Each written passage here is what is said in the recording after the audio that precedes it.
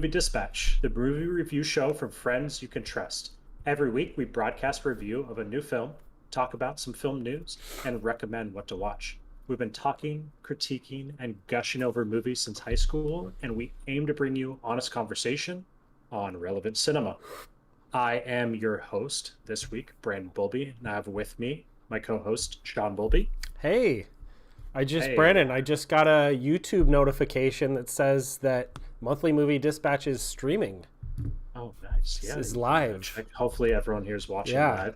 I did have one note, even though we are live, make sure to check the audio levels as you're doing this because we didn't do Yep. that Yep. before. We're good. Okay, you're on top of it. We're good. Yep. Okay, so today we're going to be reviewing the film Tick Tick Boom.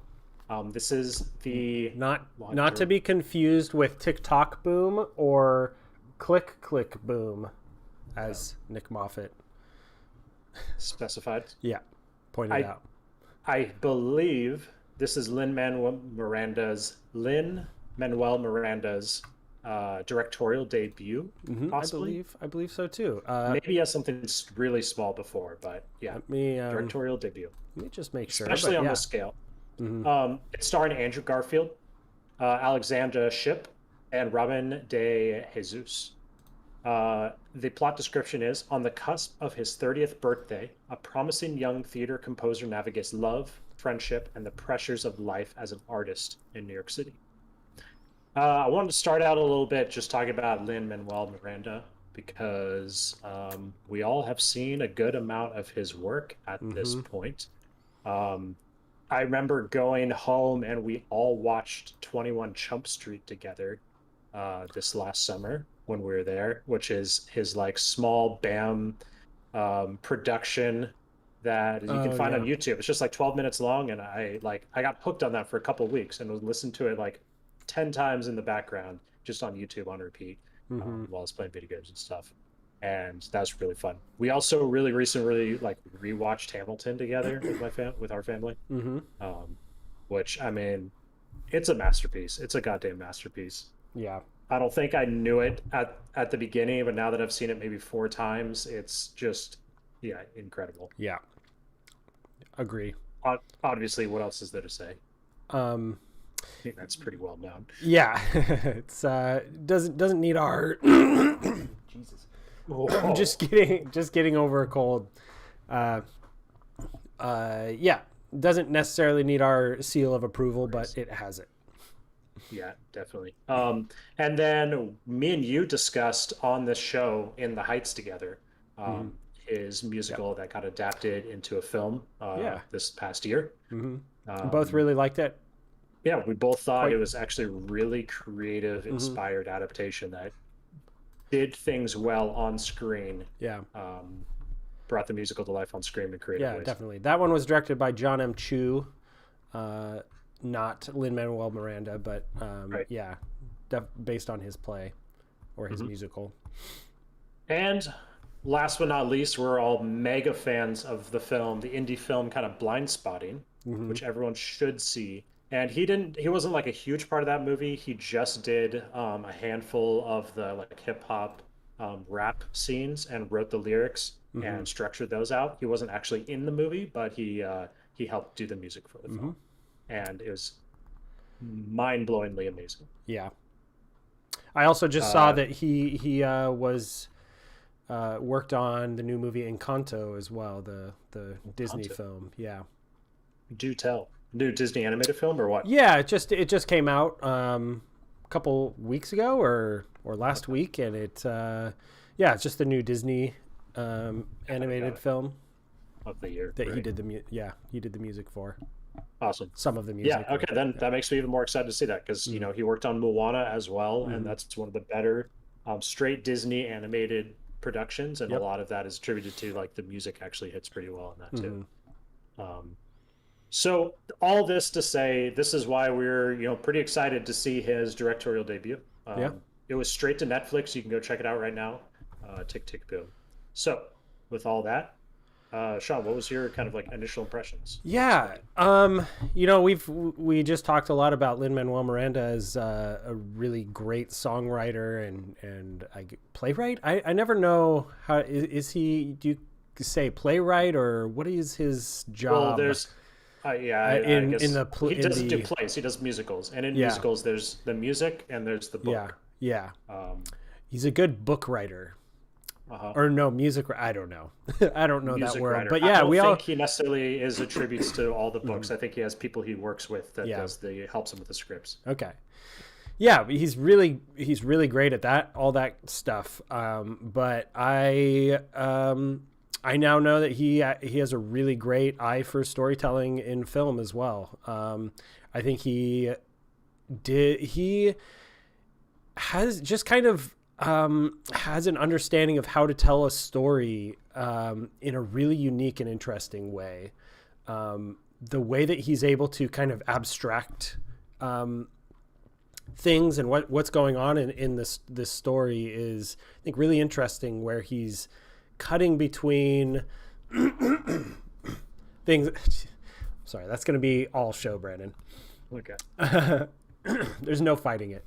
Yeah, he's like cutting between this live show of Tick Tick Boom. Of Tick Tick Boom, performed by Jonathan Larson in front of an audience, like in the future, and that story is about and cutting back and forth between the actual, like, kind of here and now story, yeah, and what's going on with it, as he's kind of writing an older play or musical that he kind of spent almost a decade writing.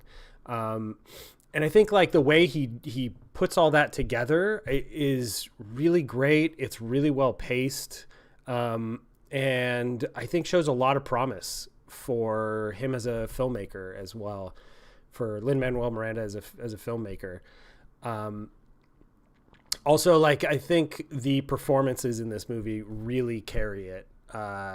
Andrew Garfield is really fantastic, and I think owns this performance in a really kind of a stunning so way. Yeah, I was turning out to shocked. be like the best, like, most unique working actor, and just in the stuff he chooses, Yeah. and the directors he works with.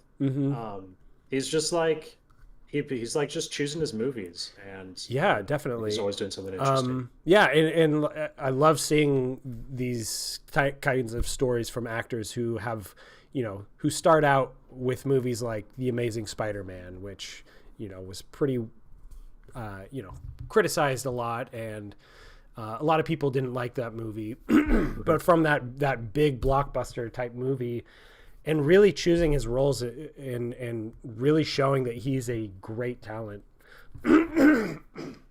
Yeah.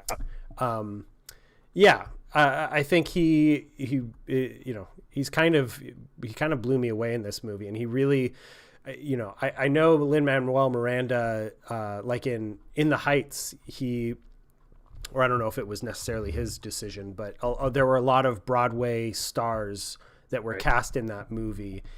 People who, do this kind of stuff every day, literally every day, and go out and perform, and they did a really great job of carrying that movie. And I think Andrew Garfield just kind of slides right into that, and he really gives a big kind of theatrical performance for this movie, and it works really well. And I think that really carried me.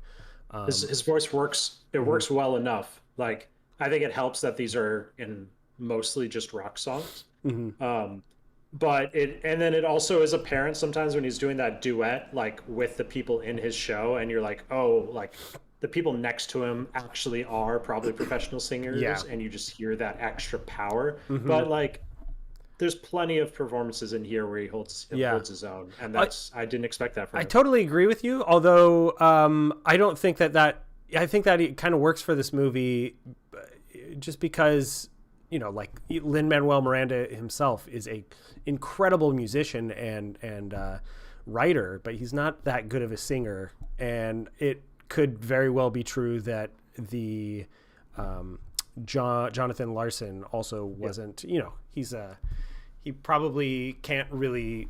Right. He starred in probably Tick Tick Boom because it was autobiographical, and he wanted to put himself in there. But he didn't do that for his other things. Yeah. I want to talk a little bit about Jonathan Larson Yeah. because I didn't know what this movie was about at all. Yeah. And I didn't Me know what this neither. movie was about until it ended. And they kind of tell you like this Really? is the guy. I mean, and I'm sure everyone else does know what it's about. Like this is the guy that did Rent. This is the thing he did right before Rent. Uh-huh. But you're also watching mostly him trying to do the thing he did before this, which gave him inspired Mm-hmm. him to do Tick Tick Boom. And it's like it's these like little lesser known works before he goes on to do his masterpiece that everyone knows and loves. Mm-hmm. Actually, I really haven't seen Rent. Well, I don't really know the story, Me but neither. just in general, it's considered like one of the Mm-hmm. best musicals.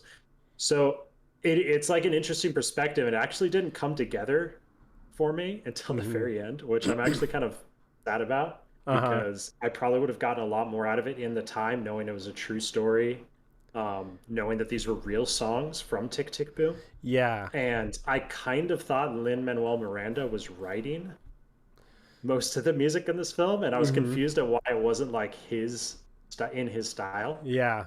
Um, so you could probably now just picture all the confusion Yeah, well throughout the movie maybe that's going through. maybe we should just say for the audience like what exactly this movie is. So yeah, So, so it's.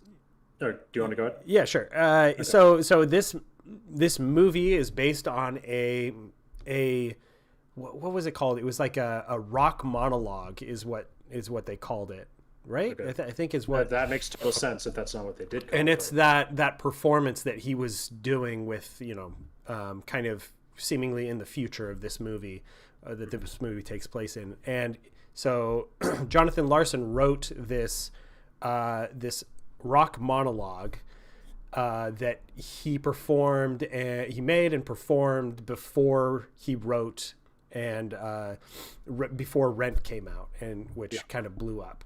And the movie, the monologue, rock monologue, Tick Tick Boom, is about him writing and trying to get his first his first musical. rock musical made. Yeah, And it's kind of about like that kind of that struggling artist story. And so it's kind yeah, of cutting between these two timelines, and it kind of all comes together in the end, and yeah. it but yeah, so that I was also a little bit confused, although I kind of had a better idea of what this movie was about beforehand than it sounds like you did. But Yeah, because I yeah. remember like when they're in rehearsing his first musical and they finally start singing the like, it's like supposed to be the sci-fi rock epic. And Hmm. I'm like, oh shit. And then just like everything started clicking because I Yeah. was like, we're watching a different musical about this musical. Yeah. And then like it all started forming in my head. And then at the end, I found out it was mostly all true story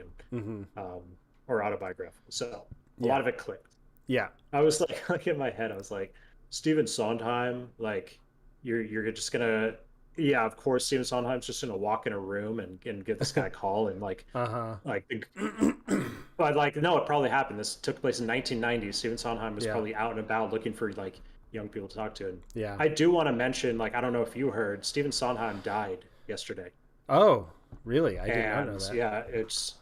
yeah, he passed away, one of the greatest legends in musical theater history.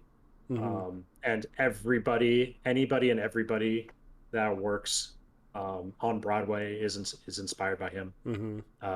West Side Story is about to come out by Steven Hmm. Spielberg at the end of this year, Yeah. and that was, I don't know if that's his first one or his first big one, That's what this but movie claimed, right? Or at least I don't know. well, they Yeah, never there you go. say West Side Story, Yeah, I think they but do. I'm a guess. Okay, so Anyways, yeah, yeah, it's West Side Story then. So they yeah, mentioned that several times in this. yeah, Um, so yeah, just want to throw that piece of info out there. yeah. That's it. That's interesting. I hadn't heard that. Not. I honestly, I probably wouldn't have known the name Right. until this movie. I'm not. Maybe I know a lot more of his work than I realize, but um, I, yeah. yeah, I So. do want to say my initial thoughts Mhm. because I guess I haven't really gotten there too much. But uh, I was definitely on board a little bit less until I started figuring out what this movie actually was. Mhm. When I thought we're ended up with this totally original story, it was a little bit worse than the amount I ended up liking it at the end, Uh-huh. when it came together. So I'm glad it all did come together for me. Yeah. Um, and like it's a pretty fascinating like New York City 1990s tale, of this, real life kind of like Broadway theater legend, a story within a story before he reaches his big Broadway success of Rent. Mm-hmm. And I don't yeah, it's really interesting. Yeah. Set in the backdrop, like obviously because it has to do with musicals, and set in the backdrop of 1990s like plague of HIV and how it's Mm-hmm. affecting like everybody he knows around him. Yeah. Um, and and just also how like how set or grounded this is in also like New York City culture. You could tell Lin-Manuel Miranda like lives in the city, Uh-huh. and want has a lot to say about the city, just as he did within the Heights, and that bohemian Yeah. type lifestyle. Mm-hmm. I'll say it wasn't all perfect. I have like things that throughout that I could talk about that weren't amazing, but I think it was a Mm-hmm. pretty solid movie overall that tells a really interesting piece of Broadway history. Yeah. That's Um, fascinating to learn about. I'd agree with that. It's definitely interesting. I definitely had a lot of problems with this movie, though.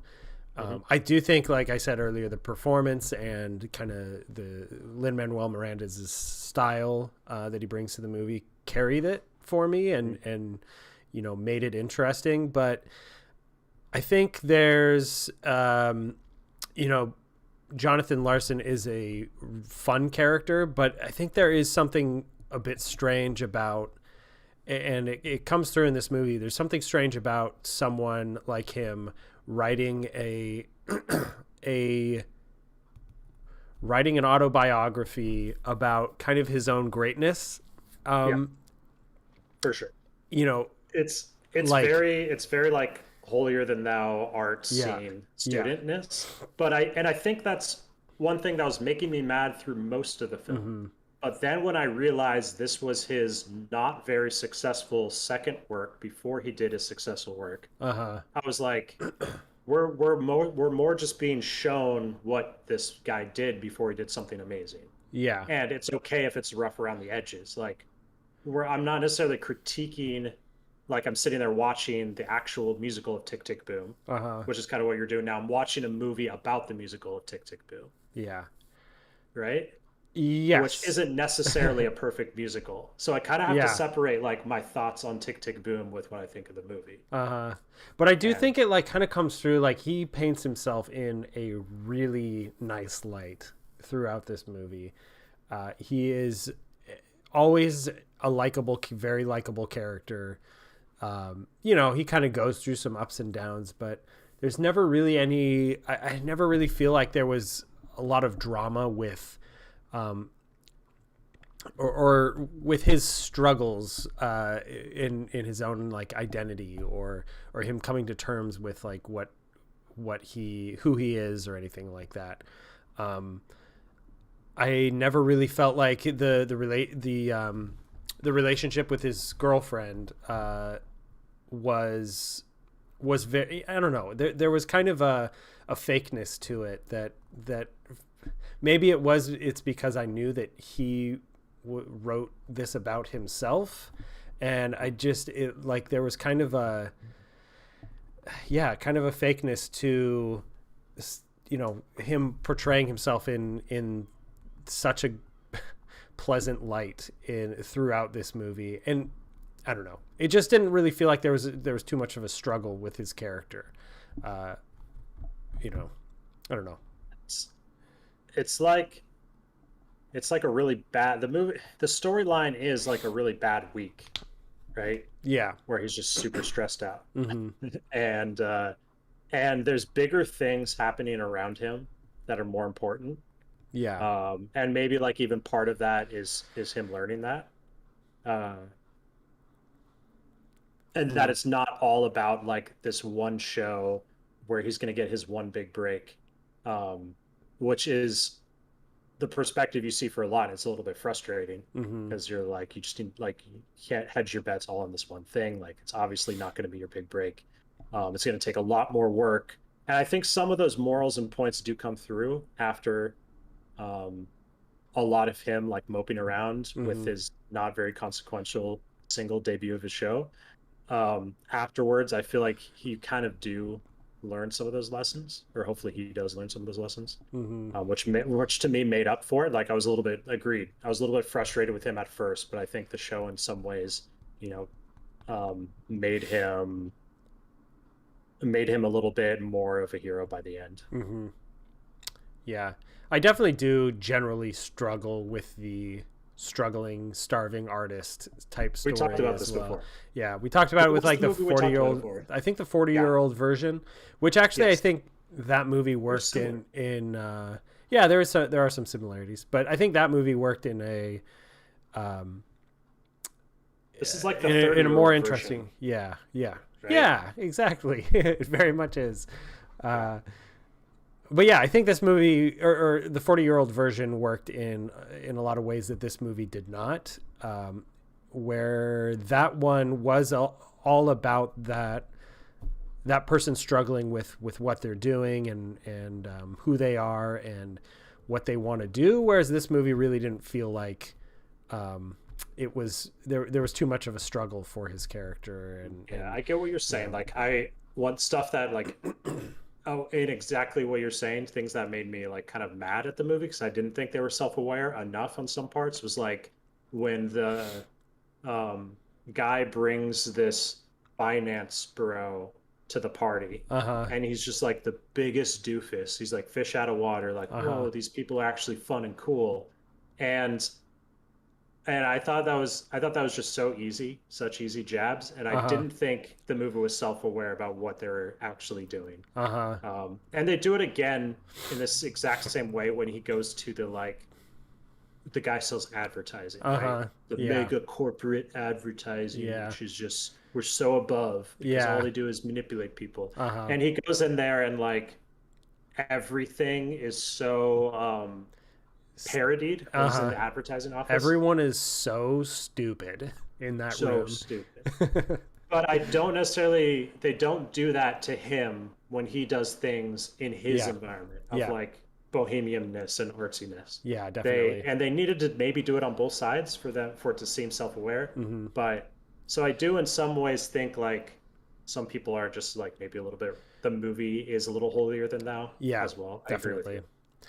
And I will say, like, I haven't seen like Rent in its entirety, but I have definitely seen several pieces of the movie, as well as like there was um, a TV showing of like the Broadway show. I don't know if you saw that. That we watched like for I think it was for Christmas a couple years ago. Anyways, Okay. but I really do think Rent suffers from that Similar quite a stuff. bit. Yeah, similar thing like yeah, just that bohemian lifestyle, kind of romanticizing poverty and romanticizing Being an artist. yeah, struggling artist and it just and I think this actually I will say this movie does do a decent job of throwing it back in his face in a scene or two where he's you know he's talking to his friend and saying like basically saying you sold out for this marketing position and He's like, Christ, Jonathan, you write music in your yeah, living room. yeah, Like, who are yeah, you? but yeah, and so like I did like that scene and how they threw it back in his face, but I don't think that the character really took that in or really struggled with it in any kind of meaningful way. Clearly not, because the next musical he did in the story, like timeline of the movie, is he goes to like this Tick Tick Boom, which is Yeah, like, I don't know, kind of the yeah, antithesis of all that. uh-huh, yeah.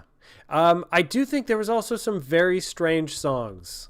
um Oh, yeah. I mean, and that's just like straight up Tick Tick Boom clearly isn't a perfect musical yeah, definitely. because the songs are like amazing and there's Uh-huh, some that are like straight up bad, a yeah. few that are like pretty great like by Hmm. anyone's Yeah, standards, you but can it is all over the place. you can definitely tell like that he's a really good writer, and he's a obviously from Rent, you know he's pretty incredible. But this movie has some, you could just like the diner song was just, I was so confused by that and what was going on.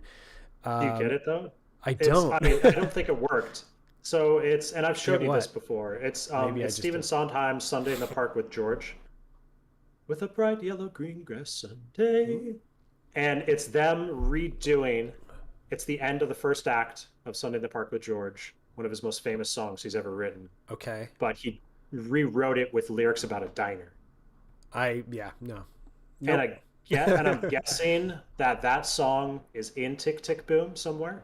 Yeah. And he somehow works it into Tick Tick Boom as this like parody on Stephen Sondheim's Sunday in the Park with George. Okay. But I'm not saying it works. Yeah. I'm just saying that's the context. No, I mean, that was just totally over my head. I was just watching that. I was so confused why it was there.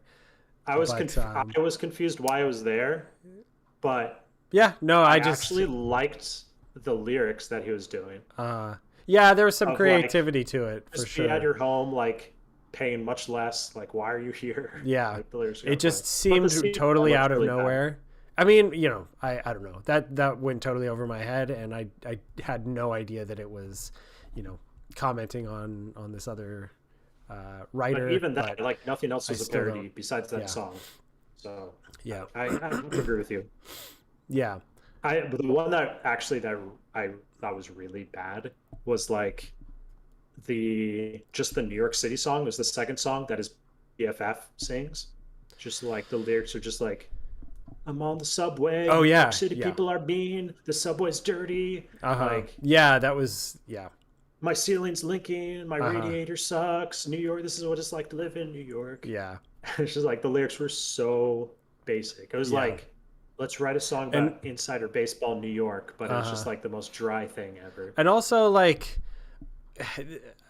I will say that the fact that a lot of the songs were pretty underwhelming and pretty, a bit cringy was also kind of knowing that he wrote that after this first play that this movie is about.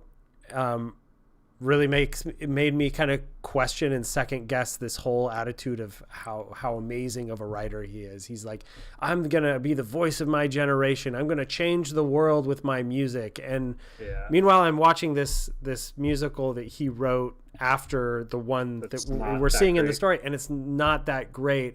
And so like this whole struggling artist thing, but he's so genius and just no one understands it. I'm like, I felt that so much through the whole movie until at the end I learned that he did Rent after everything. Okay, you just like straight up didn't know that this character did Rent.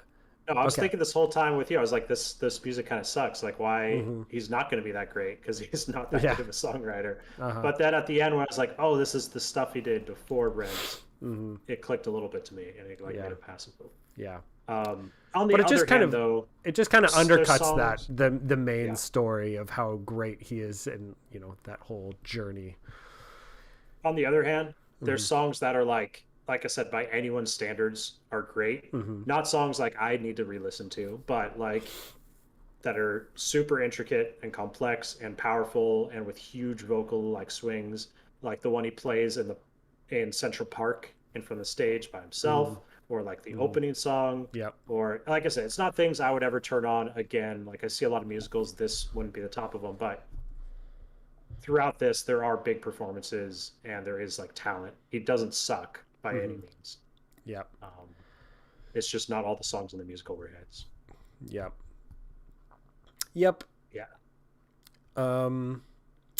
What else? Well, how about some of the characters, the side characters? Well, I was going to say, do we want to, like, we've kind of just been talking about the movie as a whole. Do we even want to go into a spoiler section? I don't think spoilers. We've kind of been we've kind of been tiptoeing around some of it, but also, it is kind of the a real history and, but yeah. So we could, I think there's a couple things I want to say about some characters. So. Not a big deal, but we're going to go into spoilers if there are any for the remainder of this. So what do you think, Shaun? Go ahead. Yeah, I do think like a lot of it did kind of come together in the end. I liked that, he didn't get a call back for that first play. And So Stephen fucking Sondheim calls Yeah, him back. yeah, yeah, yeah. And I don't know if That's that pretty actually big. happened or not. Yeah, Like, I because that wonder. seems like a detail that's so specific. Uh-huh. Um, Maybe he did, Or maybe it but was like he heard through, from someone, or Sondheim liked it and yeah, encouraged him more. yeah. Because the movie does open with him the voiceover saying this movie, everything in this movie is entirely true except for the things that he made up, Yeah, which yeah, I think was interesting. kind of clever and Yeah, kind the of way fun. of phrasing Yeah, it. yeah. I do wish some of the VHS 90s VHS recordings was real though. Mm. I don't know. Like it was weird they were doing at the end. I wanted to see like the real guy doing the You musical or actually something. didn't you, during the No? credits? Yeah, I'm pretty Oh, sure. did I Yeah, stop the credits too early? maybe. I don't know. I thought it was like Oh, right during the there must credits, be. but Well, maybe I yeah, think I stopped it there right away. definitely was. There was like live. You got to see like the live performance and Oh shit. Okay. I might just turn yeah, this on just Netflix. I scenes. might just turn that on after this. You know, 'Cause I did really want to see that. I did. I like the way they did it. I think it worked really well. I think Andrew Garfield played it really well. Like a lot of the times with not found footage, but like yeah, just like home video recordings don't really work very well because the actors are acting. But I think Andrew Garfield did a really great job of being natural in all those. I don't know. I guess it just worked for me, and I liked that you didn't have to get over that hump of who is who in this home video. Do I have to try to recognize the actor or the character to the act? But I'm anyways, actually yeah. legit gonna let the credits play right after this Yeah, while I'm just like on my computer because I actually wanted to see like what he looked like and yeah. what the footage looked like. So Yeah. side characters. There's Side other characters stories going on besides our guy. Yeah. So I think I quite liked a lot of that. All that actually. I don't know if everything like tied into the main story in a particularly neat way, but I did really like the BFF character. I thought he was really great. I thought his performance was really good. He was in another movie that we reviewed, but The Boys in the Band. All the boys in the band. Yeah. So it was cool to see him again. And This he did guy must really just well. be like a really connected New York City actor because everyone's just picking him for like these very specific New York, like Broadway to production. Yeah. Or Broadway to cinema stories. Yeah. Yeah. The girlfriend was a little. I mean, she was fine. She was a little blah. Like just as a character, the performance was fine, but I don't know how much that did for me. I kind of liked the struggle in the beginning. I liked how they played off of each other. I really liked their chemistry in the very beginning, like that first scene where he follows her out onto the roof. Yeah, I really liked all that. Cold and the jacket. And, yeah. But then she just kind of agreed. She kind of just like got a little becomes on the sideline, and she just shows up to ask. Literally for an hour of this movie, she's only there to ask him if he's made up his mind or not yet. Then she disappears. Yeah. And I actually really did. I will say I really didn't like how that turned. Like she said, I know that, or he said he couldn't go with her to the wherever the Rockaways or whatever. And she said, I know. I just wanted you to tell me not to go. And I was a little bit like, ugh. Yeah, it was a little cliche, like, right? Yeah, cliche and a little bit like, really, you're just not wanted like you to fight for me. Yeah.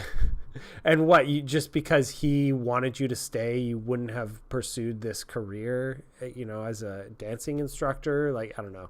The only thing she might be able to do after her injury, and it should have been more like him just being like, you need to do this. Yeah. And a mutual understanding rather than I wanted you to. It was fine.